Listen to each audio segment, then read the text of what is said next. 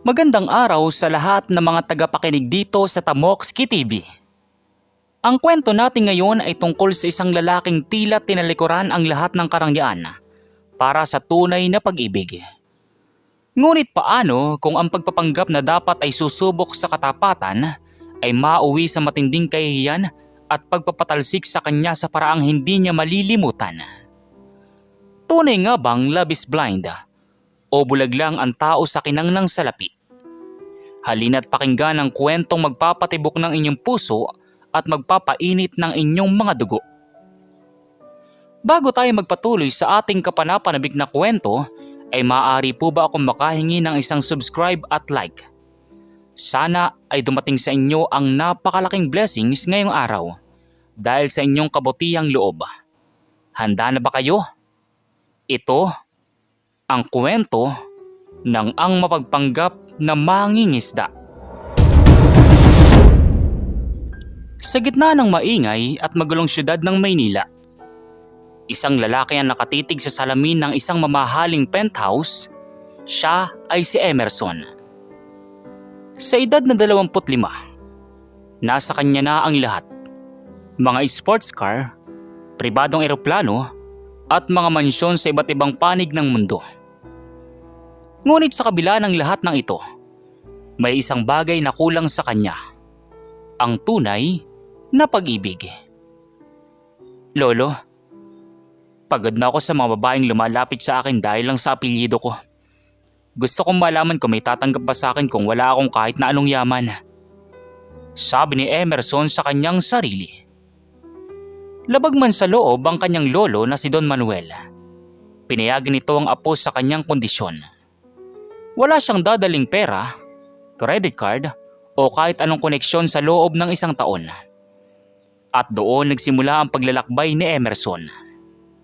Napunta siya sa isang maliit na baryo sa baybayin ng Quezon, ang Barangay Malinaw. Doon, nagpanggap siyang isang simpleng mangingisda na ang tanging pag-aari ay isang lumang bangka at isang maliit na kubo. Doon niya nakilala si JC, isang magandang dalaga na tumutulong sa pagtitinda ng isda sa palengke. Hindi tulad ng ibang babaeng nakilala ni Emerson. Si JC ay simple, masipag at may busilak na puso. Hindi nagtagal, nahulog ang loob ni Emerson sa dalaga. JC, alam kong mangingisda lang ako. Minsan may huli, minsan wala. Pero pangako ko sa iyo, hindi kita pababayaan. Emerson, hindi naman yaman ang hinahanap ko. Ang mahalaga ay masipag at mabuti kang tao. Sapat na sa akin iyon. Ngunit ang kanilang pag-iibigan ay tila isang bangka na hinahampas ng malalaking alon. Dahil kung gaano kabait si JC, ganoon naman kadiin ang ayaw ng kanyang ina na si Aling Perlita. Para kay Aling Perlita, ang ganda ng kanyang anak ay isang tiket para makaalis sila sa kahirapan. Ano? Emerson na naman. JC, mag-isip ka nga. Anong ipapakain sa iyo niyan? Kaliskis ng isda. Tingnan mo nga yung itsura niya. Amoy malansa. Mukha pang walang kinabukasan. Doon tayo sa sigurado. Doon sa may-ari ng hardware sa kabilang bayan. Nay, mabuting tao si Emerson. Nagtatrabaho siya ng maayos. At mahal ko po siya. Pag-ibig? Nakakain ba ang pag-ibig? Sa panahon ngayon, pera ang nagpapatakbo ng mundo. Sabihin mo sa mangingisdang iyan, huwag na siyang magpapakita rito dahil hindi ko siya tatanggapin. Sa kabila ng mga masasakit na salita ni Aling Perlita, hindi sumuko si Emerson. Gabi-gabi siyang dumadalaw sa bahay ni na JC. Dala ang kanyang pinakamalaking huli ng isda bilang pasalubong. Ngunit isang gabi, tila sagad na ang pasensya ng pamilya ni JC. Nagkataon na kaarawan ni JC. Naisipan ni Emerson na ito na ang tamang panahon para formal na hingin ang kamay ng dalaga. Nagsuot siya ng kanyang pinakamalinis na t-shirt na kahit luma ay maayos pa rin at bitbit ang isang maliit na kahon. Hindi ito ang singsing na nagkakahalaga ng milyon-milyon na kaya niyang bili noon. kundi isang simpleng pilak na singsing na pinag-ipunan niya mula sa pagtitinda ng isda sa loob ng 6 na buwan. Pagdating niya sa tapat ng bahay ni JC, nakarinig siya ng malalakas na tawanan. May handaan, naroon ang mga mayayamang kakilala ni Aling Perlita. Kabilang na ang anak ng mayor na matagal nang nangliligaw kay JC. Kaya mo ito, Emerson. Para kay JC. Bulong ni Emerson sa kanyang sarili. Pagpasok ni Emerson sa bakuran, biglang tumahimik ang lahat. Ang lahat ng mata ay nakatingin sa kanyang kupas na pantalon at tsinelas na may bahid pa ng putik. Anong ginagawa ng amoy isda na ito rito? Hindi ba't sinabi ko sa'yo na bawal ang pulubi rito sa handaan ng anak ko? Magandang gabi po, Aling Perlita. Gusto ko lang pong batiin si JC at may gusto po sana akong sabihin sa harap ninyong lahat. Lumapit si Emerson kay JC. Nabakas ang kaba sa kanyang muka. Lumuhod si Emerson sa harap ng dalaga at inilabas ang maliit na kahon. JC, alam kong wala ako may pagmamalaking yaman ngayon. Pero sa harap ng pamilya mo, gusto kong itanong, papayag ka bang maging asawa ko? Dahil doon ay nagulat ang lahat. Ngunit ang gulat na iyon ay mabilis na napalitan ng malakas na halakhakan ni Aling Perlita. Kinuha ng matanda ang baso ng tubig sa mesa at walang sabi-sabing isinaboy ito sa mukha ni Emerson. Ang kapal din naman na mukha mo! Mag-aaya ka magpakasal sa anak ko gamit ang basurang singsing na yan. Wala kang kahihiyan. Mas mabuti pang ipakain ko ang anak ko sa mga pating kaysa mapunta sa isang tulad mong hampas lupa. Nay, tama na po. Anong tama na? Paalisin niyo ang taong ito. Kalad ka rin niyo palabas. Huwag niyo siyang hahayaang makatungtong ulit sa lupang ito. Sa utos ni Aling Perlita, 2 malalaking lalaki na pinsan ni JC ang humawak sa braso ni Emerson. Kinaladkad siya ng mga ito palabas ng bakuran habang ang mga bisita ay nagtatawanan at kinukutya ang kanyang kalagayan. Itinapon si Emerson sa maputik na kalsada, kasama ang kanyang munting singsing na tumalsik sa dilim. Habang nakasubsob sa putikan, dahan-dahang tumayo si Emerson. Pinunasan niya ang tubig sa kanyang mukha.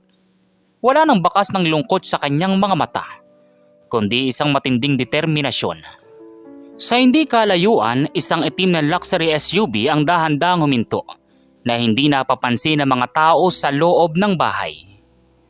Dito na ba magtatapos ang pagtitiis ni Emerson? Ano ang gagawin niya ngayong itinaboy siya at pinahiya sa harap ng maraming tao? At ano ang magiging reaksyon ni Aling Perlita kapag nalaman niyang ang mangingisda na kanyang kinaladkad ay ang taong may-ari ng halos kalahati ng lupain sa kanilang bayan? Habang nakatayo sa gitna ng dilim at basang-basa ng ulan si Emerson, nakatingin lang siya sa bahay ni JC. Rinig pa rin niya ang tawanan ng mga bisita sa loob. Tila ginagawa siyang biro sa bawat tagay ng alak. Ang singsing na pinaghirapan niya ay nakabaon na sa putik, simbolo ng pagyurak nila sa kanyang dangal. Sa gilid ng kalsada, bumukas ang pinto ng isang mamahaling itim na sasakyan. Isang lalaking naka-Amerikana ang bumaba at mabilis na nagpayong kay Emerson. Siya si Secretary Ben, ang kanang kamay ng lolo ni Emerson. Sir Emerson, sapat na po siguro ang nakita ninyo. Sabi po ng lolo ninyo, tapos ng 1 taon na pagsubok nyo ngayong gabi. Oras na para bumalik kayo sa tunay ninyong mundo. Ben, nakita mo ba kung paano nila ako tinapon na parang basura? Oo po sir, nakarecord po ang lahat ng nangyari para sa seguridad ninyo. Mabuti, ayusin mo ang lahat. Gusto ko, bukas na bukas din, malaman ng buong bayan kung sino ang bumili ng malawak na lupain dito sa barangay Malinaw. Pero wag mo munang sasabihin ang pangalan ko. Tawagin mo lang akong the new owner. Sumakay si Emerson sa sasakyan. Iniwan niya ang kanyang lumang kubo at ang kanyang bangka. Ngunit sa kanyang puso, may isang tao siyang hindi kayang iwan. Si JC. Alam niyang mahal siya ng dalaga. Ngunit alam din niyang masyadong sunod-sunuran ito sa kanyang mapang-aping ina. Kinabukasan, nabulabog ang buong barangay Malinaw. Isang balita ang mabilis na kumalat. Ang malawak na niyugan at ang dalampasigan kung saan nakatira ang mga mangingisda ay binili ng isang misteryosong bilyonaryo mula sa Maynila. Kasama sa nabili ay ang mismong lupa na kinatitirikan ng bahay ni na JC. Sa bahay ni na JC, hindi magkandamayaw sa tuwa si Aling Perlita. Akala niya ay swerte ang dala ng pagpapaalis niya kay Emerson kagabi. JC, narinig mo ba? May bagong may-ari na ng lupang ito. Sabi nila, bilyonaryo raw. Siguradong magpapatayo yun ng resort dito. Kailangan nating magpaganda. Malay mo, mapansin ka ng may-ari. Hindi tulad ng malansang Emerson na yun, napalamunin lang. Nay, hanggang ngayon ba naman si Emerson pa rin ang nakikita ninyo? Nasaktan yung tao kagabi. At saka paano kung palayasin tayo ng bagong may-ari? Wala tayong titulo ng lupang ito, Nay. Sus, sa ganda mong yan. Konting ngiti mo lang, bibigay yon. Maganda ka. Balita ko ay darating ang kinatawan ng bagong may-ari ngayong hapon para mag-inspeksyon. Eksaktong 3:00 ng hapon, isang convoy ng mga mamahaling sasakyan ang pumasok sa kanilang baryo. Huminto ang mga ito sa tapat ng bahay ni na JC dahil doon ang sentro ng lupain. Lumabas si Secretary Ben, dala ang mga papeles. Mabilis na lumabas si Aling Perlita. Suot ang kanyang best dress na tila ba may piyesta. Kasunod niya si JC na halatang namumugto pang mga mata sa kaiiyak. Magandang hapon po, sir. Kayo po ba ang bagong may-ari? Tuloy po kayo sa aming munting tahanan. May nakahanda po kaming merienda. Hindi po ako may-ari. Ako po ang sekretary. Nandito po ako para ipaalam na ang lahat ng nakatira sa lupang ito ay kailangang umalis sa loob ng 48 oras. Tila binuhusan ng malamig na tubig si Aling Perlita. Ang kanyang ngiti ay napalitan ng gulat at takot. Ano po? Bakit naman po ganoon? Matagal na po kami rito. Baka naman po pwedeng makiusap sa boss ninyo. Sabihin nyo, may magandang dalaga rito na pwedeng mag-asikaso sa kanya. Ang totoo niyan, ang utos ng boss ko'y partikular para sa inyo, Aling Perlita. Sabi niya, ayaw niya raw ng mga taong mapang-api at mukhang pera sa loob ng kanyang ari-arian. Paano po nalaman ng boss niyo ang tungkol sa amin? At bakit parang galit po siya? Darating ang boss ko mamaya para sa formal na turnover. Doon niyo malalaman ang lahat. Sa ngayon, simulan niyo ng pag-iimpake. Naiwan silang tulala. Si Aling Perlita ay nagsimulang magpanik. Tinawagan niya ang anak ng mayor na nanliligaw kay JC. Ngunit kahit ito ay walang magawa dahil mas makapangyarihan na ang bagong may-ari. Samantala, sa isang mamahaling hotel sa bayan, tinitingnan ni Emerson ang kanyang sarili sa salamin. Wala nang amoy isda. Wala na ang putik sa kanyang paa. Suot niya ang isang custom-made na suit na nagkakahalaga ng ₱250,000.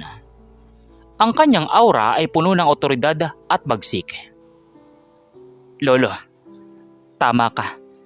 Minsan kailangan mong ipakita ang iyong taring para igalang ka ng mga taong marunong lang tumingin sa panlabas na anyo. Bumalik ang convoy sa bahay ni na JC bago magtakip silim. Lahat ng kapitbahay ay nakikiasyoso. Nanginginig ang tuhod ni Aling Perlita habang nakatayo sa labas ng kanilang pinto. Inaasahan niyang isang matandang bilyonaryo ang bababa. Bumukas ang pinto ng pinakamahal na sasakyan. Unang lumabas ang makintab na sapatos. Kasunod ang matikas na pangangatawan ng isang lalaki. Pag-angat ng ulo nito, nanlaki ang mga mata ng lahat. Emerson! Napahawak naman sa bibig si JC. Emerson? Ikaw ba talaga yan? Naglakad si Emerson ng dahan-dahan palapit kay Aling Perlita. Ang bawat takbang niya ay tila kulog sa pandinig ng matanda. Huminto siya sa harap nito at tinitigan ito ng diretso sa mata. Yung titig na hindi kayang tapatan ng kahit na sinong ordinaryong tao. Magandang hapon po, Aling Perlita. Naalala niyo po ba yung mangingisdang kinaladkad niyo kagabi? Sabi niyo po, basura ang dala ko. Ngayon, etong lupang kinatatayuan niyo, pag-aari ko na. At gaya ng sabi niyo kagabi, kailangan kaladkarin ng mga basura palabas ng aking bakuran. Napalood si Aling Perlita sa harap ni Emerson habang si JC ay nakatingin sa kanyang kasintahan na may halong gulat, sakit at pagkalito. Ano ang gagawin ni Emerson? Tuluyan na ba niyang palalayasin ang pamilya ng babaeng minamahal niya? At kaya pa ba siyang tanggapin ni JC matapos niyang itago ang kanyang tunay na pagkatao sa loob ng mahabang panahon? Nanatiling nakaluhod si Aling Perlita sa harap ni Emerson. Ang mga kapitbahay na dati ay nakikitawa sa pangungutya sa kanya ay ngayon ay gulat na gulat at tila hindi makapaniwala. Ang mangingisdang amoy isda ay isa palang mangingisda ng mga kumpanya. Emerson, ikaw ba yan talaga? Anak, biro lang naman yung kagabi. Alam mo namang sinusubukan ko lang ang tatag ng loob mo para sa anak ko. Sabi ko na nga ba, may tinatago kang galing. Sinusubukan ng tatag ng loob, Aling Perlita? O sinusubukan kung gaano kalalim ang bulsa ko? Kagabi, itinapon niyo ako sa putikan. Ngayon, gusto niyo ako tawaging anak? Tumingin si Emerson kay JC. Ang dalaga ay nakatayo lang, hindi gumagalaw. At ang mga luha ay tuloy-tuloy na umaagos sa kanyang mga pisngi. Hindi ito luha ng tuwa dahil mayaman ang kanyang kasintahan. Ito ay luha ng sakit at pagtataksil. Bakit Emerson? Bakit kailangan mo magsinungaling sa akin? Isang taon nating pinagsaluan ng hirap.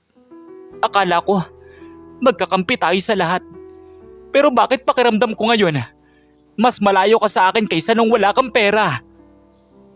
JC, ginawa ko lang yun dahil gusto kong makahanap ng taong magmamahal sa akin para sa kung sino ako. Hindi para sa kung anong meron ako. At nahanap ko yun sa'yo. Pero ang pamilya mong sumira sa lahat. Nako Emerson, huwag mo nang intindihin niyang si JC. Nabigla lang yan. Pasok ka muna sa loob. Maghahanda ako ng masarap na pagkain para sa'yo. Yung paborito mo. Hindi na kailangan, Aling Perlita. Narinig ninyo ang sabi ng sekretarya ko. May 48 oras kayo para lisanin ang lupang ito. Gagamitin kong bahaging ito para itayo ang private resort. At ayon sa kontrata, ang lahat ng squatter o walang titulo ay dapat nang umalis. Napagulgol si Aling Perlita. Ang kapalaran ay biglang bumaliktad. Ang anak ng mayor na inaasahan niya magliligtas sa kanila ay kanina pa umalis na makitang si Emerson ang kaharap. Ganyan ka na ba talaga, Emerson? Dahil ba pinahiya ka ng nanay ko? Kailangan pati ako'y madamay. Ang akala ko ba'y mahal mo ko? Pero mukhang mas mahal mo ang pride mo at ang kapangyarihan mo. Natigilan si Emerson. Masakit sa kanya ang bawat salitang binibitawan ni JC. Pero bago pa siya makapagsalita, lumapit si Secretary Ben at may ibinilong sa kanya. Sir, tumatawag po ang lolo ninyo. Gusto niyang malaman kung tapos na ang issue rito. May board meeting po kayo sa Maynila bukas ng umaga. Sabihin mo kay Lola, susunod ako. Pero bago yun, may tatapusin lang ako rito. Lumingon si Emerson sa mga tao. Inutusan niya ang kanyang mga security guard na bakuran na ang paligid ng bahay ni JC, maliban sa isang maliit na daanan. Isang malinaw na mensahe na hindi na sila welcome doon. JC, bibigyan kita ng pagkakataon. Sumama ka sa akin sa Maynila. Iiwan mo ang buhay na ito at ibibigay ko sa iyong lahat ng karangyaan na pinapangarap ng nanay mo para sa iyo. Pero ang nanay mo, maiiwan siya rito. Kailangan niyang matutunan kung paano mamuhay nang walang inaapakang tao. Ano? JC anak, huwag mo akong iiwan. Emerson, parang awa mo na. Tumingin si JC sa kanyang ina na ngayon ay desperada. at tumingin siya kay Emerson na ngayon ay tila isang estranghero dahil sa suot nitong kapangyarihan. Ang akala ko, ikaw ang magliligtas sa akin sa hirap, Emerson. Pero ikaw palang kukuha ng huling dignidad na mayroon kami. Hindi ako sasama sa iyo. Kung papalayasin mong nanay ko, palayasin mo na rin ako. Dahil kahit kailan, hindi mabibili ng pera mong respeto ko. Tinalikuran ni JC si Emerson at pumasok sa loob ng kanilang maliit na bahay. Naiwan si Emerson na nakatayo sa labas. Ang tagumpay na inaakala niyang matamis ay biglang naging mapait. Nakamit niya ang hustisya laban kay Aling Perlita. Pero mukhang nawala naman sa kanya ang tanging babaeng nagpalagas sa kanya nung siya ay wala pang pangalan. Ben, bantayan niyo sila. Siguraduhin niyong hindi sila magugutom. Pero wag ninyong ipapaalam na galing sa akin. Pabulong na sabi ni Emerson kay Ben. Umalis ang convoy ni Emerson. Iniwan ang barangay Malinaw na puno ng bulong-bulungan. Ngunit sa loob ng sasakyan, hindi mapakali si Emerson. Alam niyang hindi pa tapos ang laban. Sa Maynila, kailangan niyang harapin ang kanyang lolo Manuel na may iba palang plano para sa kanya.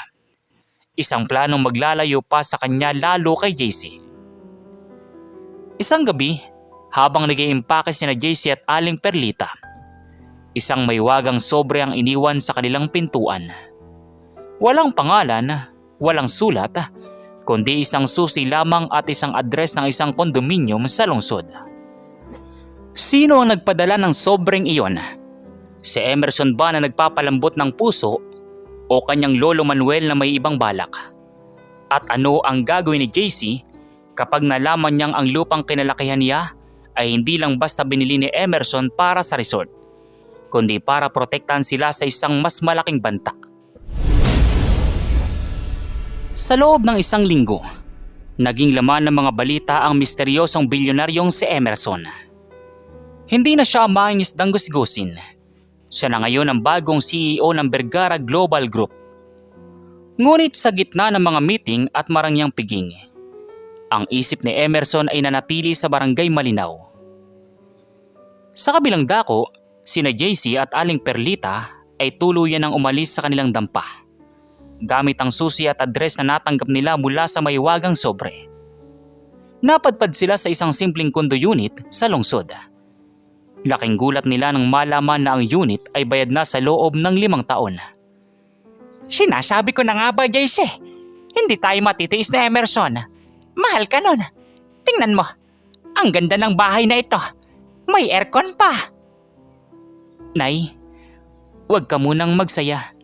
Hindi natin alam kung kanino galing ito. At kung kay Emerson man ito, ayokong tanggapin ang limos niya matapos niya tayong ipahiya. Habang nag-uusap ang mag-ina, isang katok sa pinto ang bumasag sa katahimikan. Hindi si Emerson ang pumasok, kundi isang matikas na matanda. Si Don Manuel, ang lolo ni Emerson. Magandang araw sa inyo. Ako ang nagbigay sa inyo ng susi na yan. Ay magandang araw po, sir. Kayo po bang tatay ni Emerson? Pasensya na po kayo sa nangyari sa probinsya. Nagbibiroan lang po kami noon. Huwag na tayong magbuluhan, Perlita. Alam kong ugali mo. Alam ko rin kung paano nyo itinuring ang apo ko. Kaya ako narito ay para tapusin ang lahat ng ito. JC, ikaw ay mabuting bata. Pero ang pamilya ninyo ay hindi nararapat sa isang Vergara.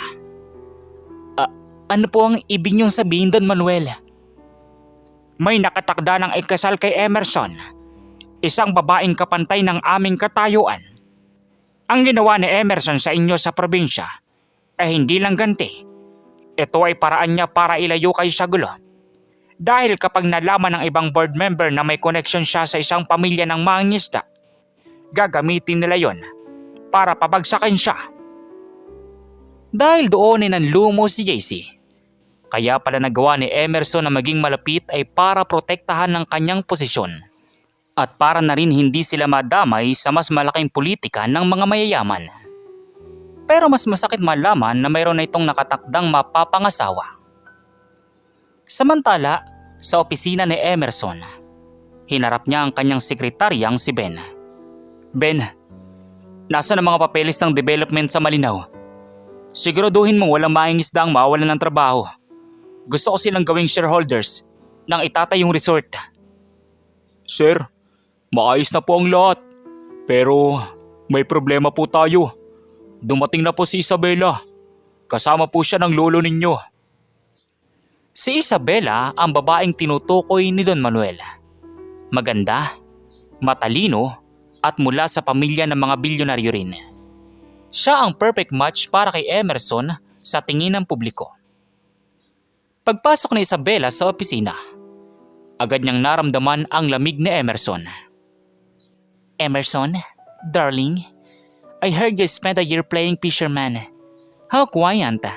Pero ngayong tapos ng laro, let's focus on our engagement party next week.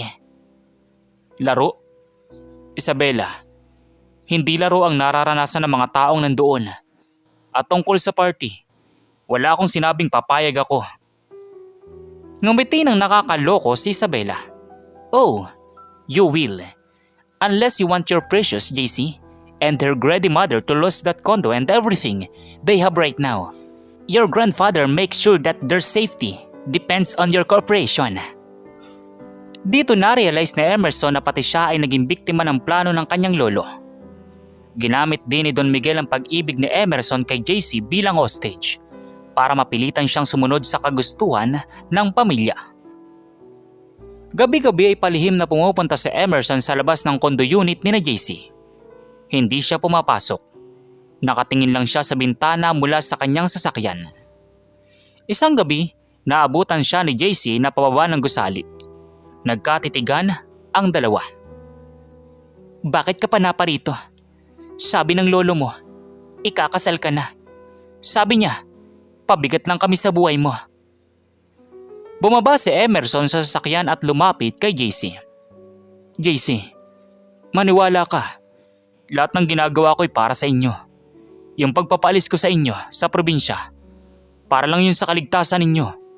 May mga taong gustong saktan ako sa pamamagitan mo. Pero kailangan mo bang gawin yun sa harap ng maraming tao? Kailangan mo bang akong saktan ng ganoon para lang protektahan ako? Emerson, mas gusto ko pang maging mahirap na kasama ka kaysa maging komportable sa bahay na galing sa awa ninyo. Hindi ito awa, JC. Ito ay pagmamahal. Bigyan mo ako ng kaunting panahon.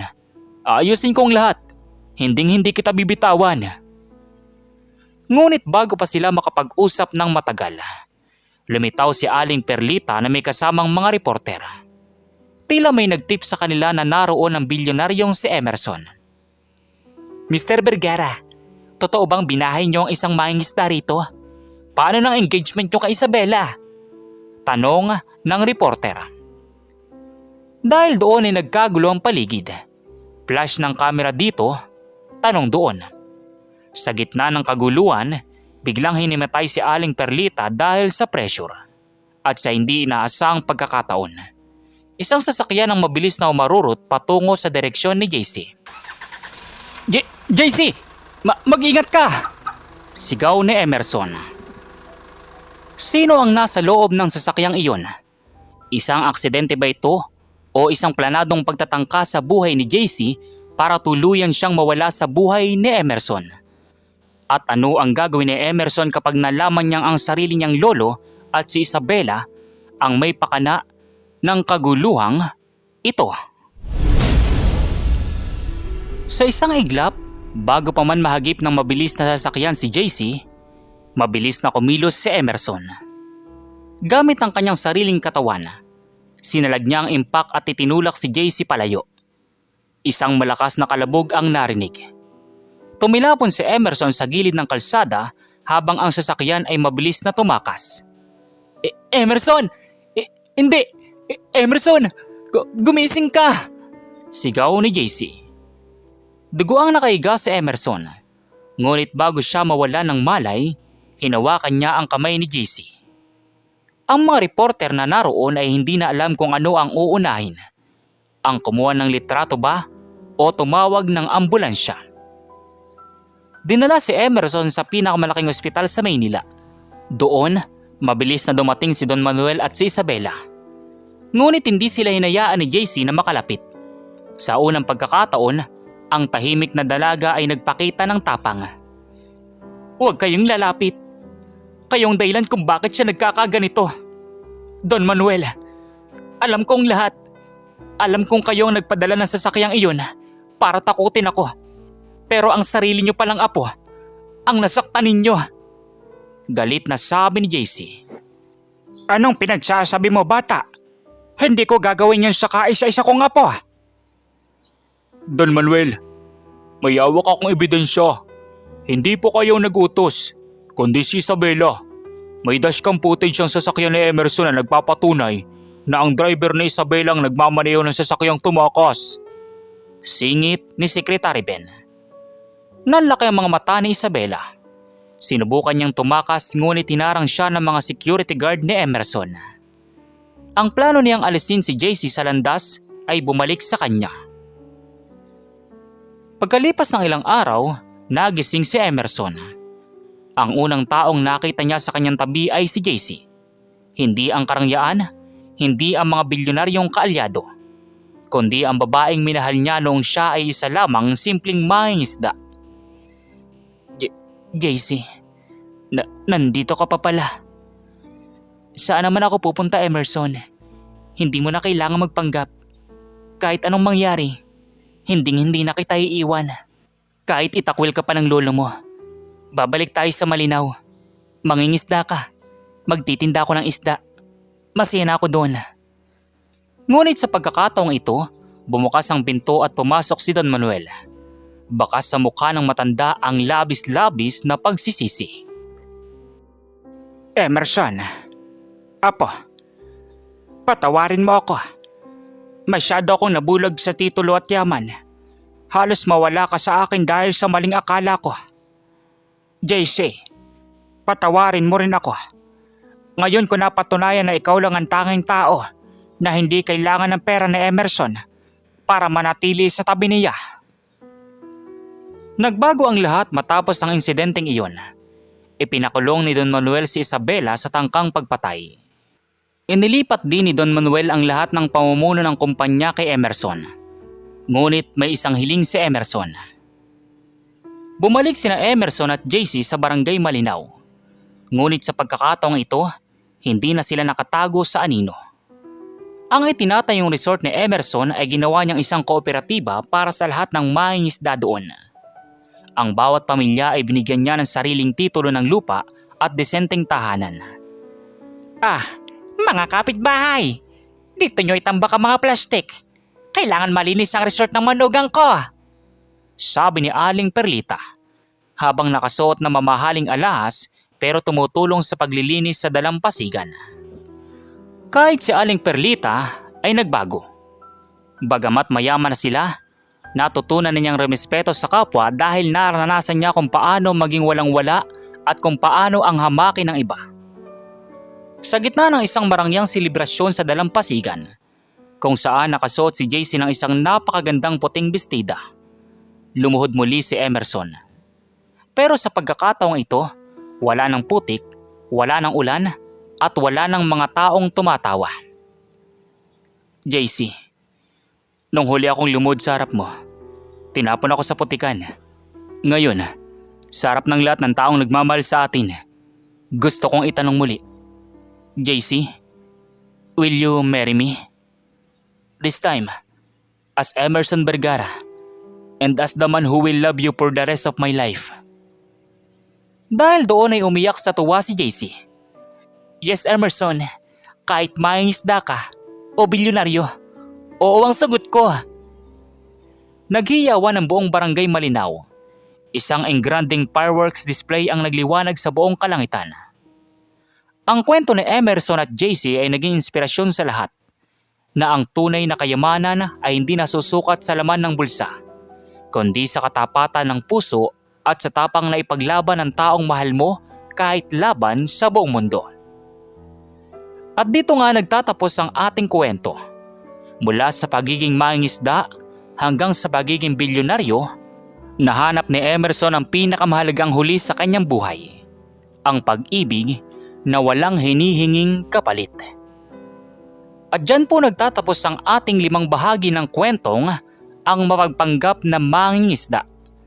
Sana po ay nag-enjoy kayo at may napulot na aral sa araw na ito. Muli, maraming salamat sa inyong panonood at pakikinig dito sa Tamokski TV.